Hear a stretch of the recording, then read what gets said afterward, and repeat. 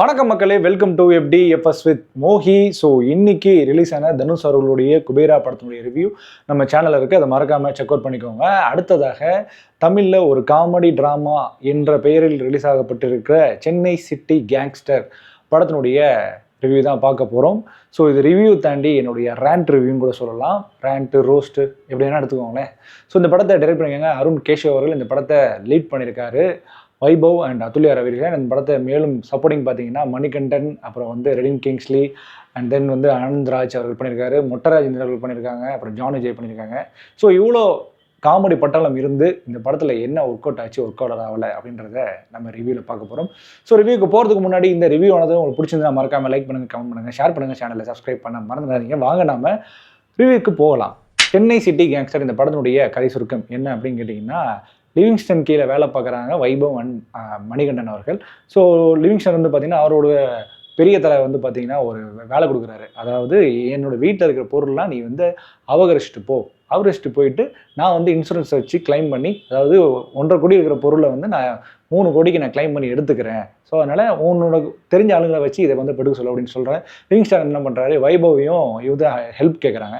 Help கேட்டு வந்து பார்த்திங்கன்னா இவங்களும் போய் அடிக்கிறாங்க. அடிச்சுட்டு வந்து அப்புறம் பார்த்தீங்கன்னா ஒரு பேக் இல்லை, பேக் பார்த்ததுனால பேக்கை பர்ச்சேஸ் பண்ணி 2 பேக் வாங்குறாங்க. அதில் ஒரு பேக்கில் வந்து ஃபுல்லாக நிரப்பிக்கிறாங்க. இன்னொரு பேக்கில் வந்து பார்த்திங்கன்னா ஒரு குப்பை அல்றவர்கிட்ட வந்து பார்த்திங்கன்னா அந்த பேக் கொடுத்துட்றாங்க. ஸோ ஒரு சுச்சுவேஷன் வருது, தண்ணி அடிக்கிற இடத்துல வந்து ஒரு கலட் ஆகுது. அப்போ வந்து பேக் இடம் மாறிடுது. பேக் இடம் மாறினதுனால என்ன பண்ணுறாங்கன்னா அந்த பணம் போச்சு. ஸோ அந்த பணத்தை இப்போ ரிட்டர்ன் கொடுத்தாங்கணும்.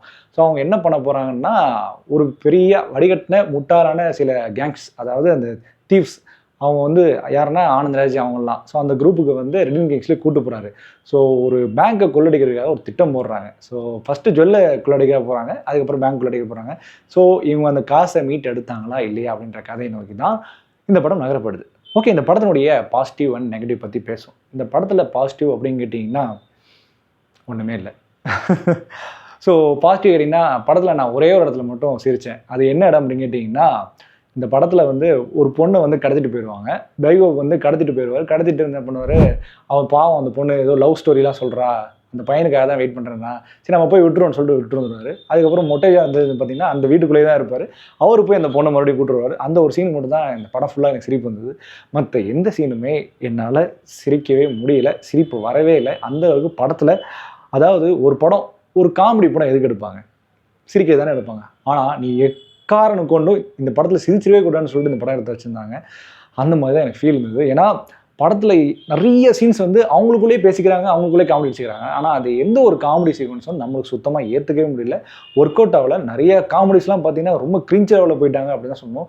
அதாவது சில விஷயங்கள்லாம் ரொம்ப பார்த்து பழகின காமெடிஸ் கூட வச்சுக்கோங்களேன், அது நம்ம தாண்டி வந்துட்டோம், அடுத்த கேட்டகரி ஆஃப் காமெடிக்கு நம்ம மூவ் ஆகிட்டோம். ஸோ இந்த காமெடிஸு, இந்த சீக்வன்ஸ்லாம் வந்து பார்த்திங்கன்னா ரொம்ப தொன்று தொட்ட பழைய வடிகட்டின காமெடிஸ், அதை மறுபடியும் ரீபர்த் பண்ணி கொண்டு வந்துட்டு இருக்காங்க. பட் அது படத்தில் சுத்தமாக ஒர்க் அவுட் ஆகலை. ஆக்சுவலி இது காமெடி படம் அப்படின்ற அனௌன்ஸ் பண்ணவே கூடாதுன்னு நான் சொல்ல விரும்புகிறேன். ஏன்னா காமெடி சுத்தமாக இல்லை படத்தில். நான் கஷ்டப்பட்டு நான் சொன்ன அந்த ஒரு சீக்வன்ஸ் மட்டும் தான் சிரிப்பு வந்து தவிர்த்து மற்ற எந்த சீக்வன்ஸுமே பெருசாக சிரிப்பு வரவே இல்லை. அது கூட பரவாயில்லைங்க. ஸ்க்ரீன் பிளே வந்து கண்ணா பின்னா என் இஷ்டத்துக்கு எழுதுவேன் அப்படின்ற மாதிரி ஸ்க்ரீன் பிளே. செகண்ட் ஹாஃப்லாம் சரி, ஃபஸ்ட் ஹாஃப் தான் ஏதோ ஒன்றும் இல்லை, காமெடி இல்லை அப்படின்னு பார்த்தா செகண்ட் ஹாஃபில் ஏதாவது காமெடி இருக்குன்னு பார்த்தா அதை விட அது மோசமாக இருக்குது. ஸ்க்ரீன் பிளே ஏதோ ஒன்று பண்ணுறேன், ஹைஜாக் பண்ணுறேன், ஹீஸ்ட் பண்ணுறேன் அப்படின்னு சொல்லிட்டு பள்ளம் தோண்டி எங்கே சவுகார்பேட்டிலேருந்து இதுக்கு சைதாப்பேட்டா வருவாங்களா, சைதாப்பேட்டில் எங்கேயோ போவாங்களா, திடீர்னு நடுவில் ஒரு வடக்கனை மீட் பண்ணுவாங்களா, என்ன இது, எவ்வளோ உருட்டுக்கள் பல விதம். ஆனால் ஒவ்வொரு விதமாக இருக்குது.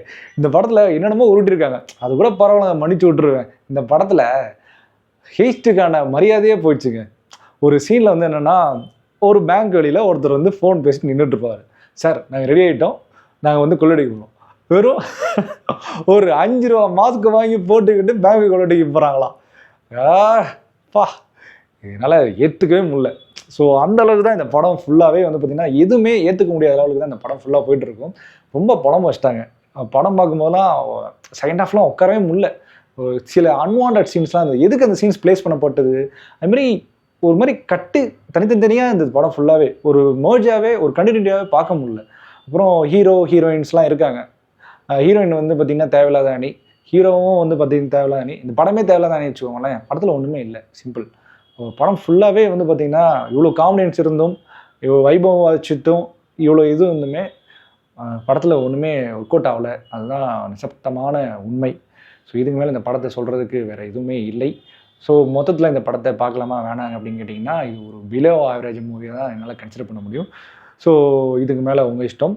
இந்த படத்துக்கு நம்ம கொடுக்குற ரேட்டிங் என்ன அப்படின்னு கேட்டிங்கன்னா 5க்கு 2. ஓகே மக்களே, இந்த ரிவ்யூ பிடிச்ச நம்புறேன். இந்த ரிவ்யூ பிடிச்சா மறக்காமல் லைக் பண்ணுங்கள், கமெண்ட் பண்ணுங்கள், ஷேர் பண்ணுங்கள், சேனலை சப்ஸ்கிரைப் பண்ண மறந்துடுங்க. Stay with me FDFS with மோகி.